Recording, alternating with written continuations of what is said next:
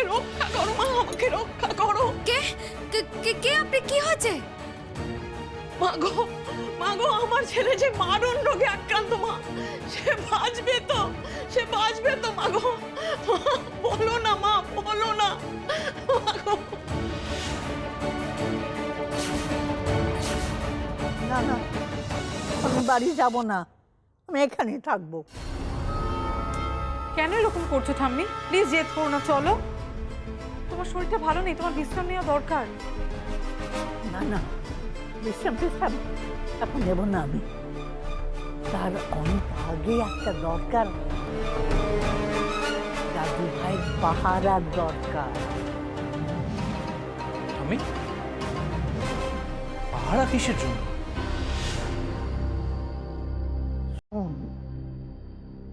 যদি আমরা সবাই চলে যাই, এমন সময় যদি জেসমিন আসে, সে দেখবে তো আমরা কেউ নেই।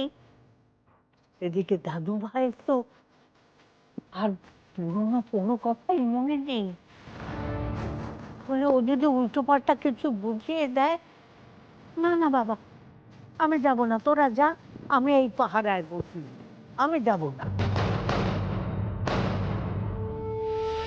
তৃপ্ত, তুমি কিন্তু শুধুমাত্র আমাকে ভরসা করবে, কেমন?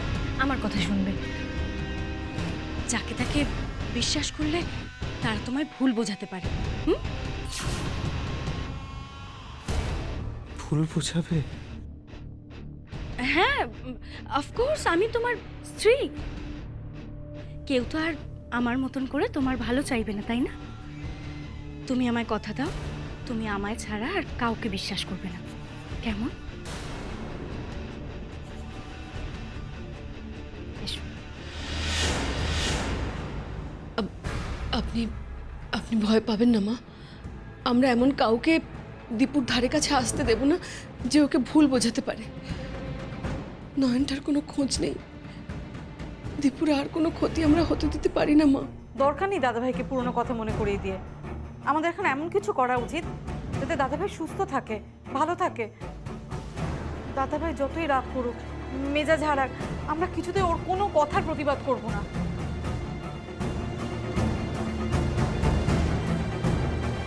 আস্তে আস্তে তৃপ্ত,